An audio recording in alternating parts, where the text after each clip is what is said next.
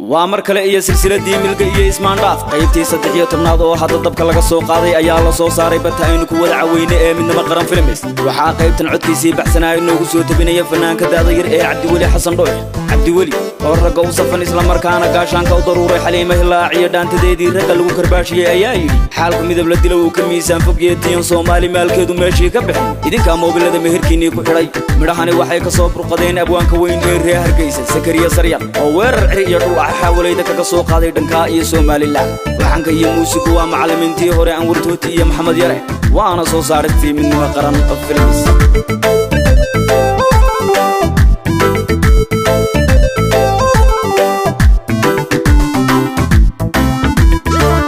garta murugta iyo miiska hadalku yaal arrimaha markay raagu meel saarayaan sareeyay miyaad soo martii jirteen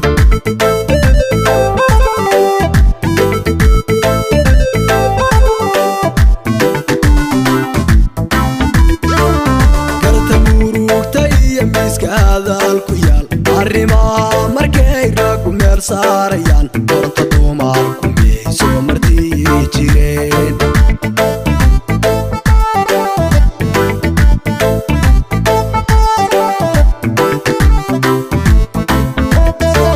aadmeereyna jirin marna kama heshide qofku yidhi malkaadana ku jaabin mar hore ruuxu kaa mudnaa marxabiyo gudoon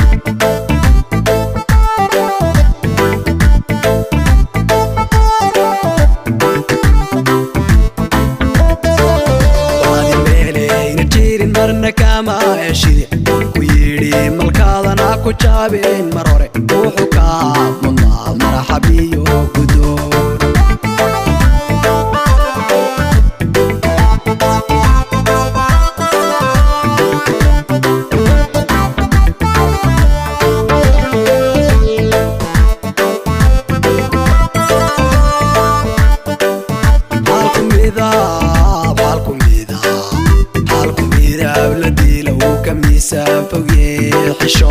xishooda tiyo Soomaali maalkeedii meeshii ka bixin ka jooga idinka moobilada meherkiinii ka dhigay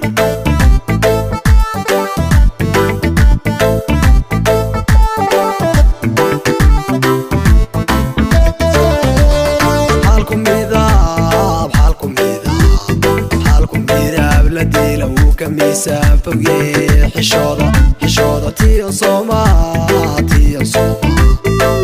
Soomaali maalkeedii meeshii ka bixin ka jooga idinka moobilada meherkiinii ka dhigay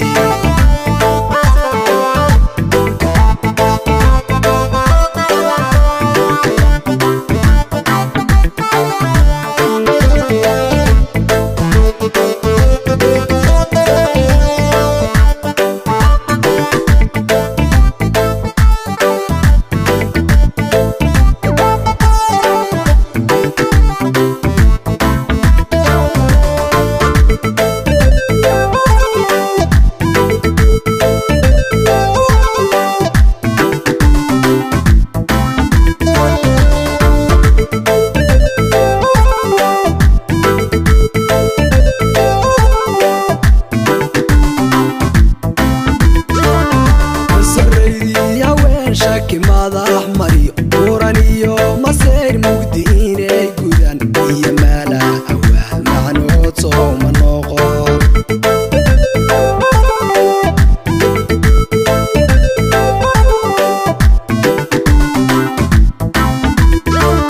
basaraydii haween shaki madax mariyo buran iyo masayr mugdi inay gudan iyo maala awaal macnood soo ma noqon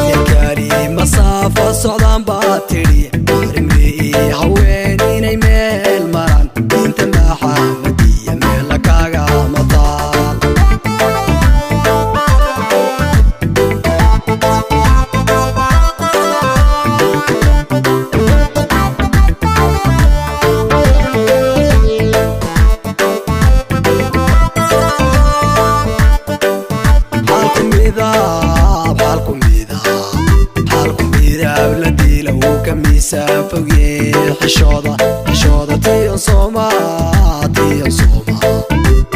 Soomaali maalkeedi meeshii ka bixin ka jooga idinka moobilada meerkiinii ka dhigay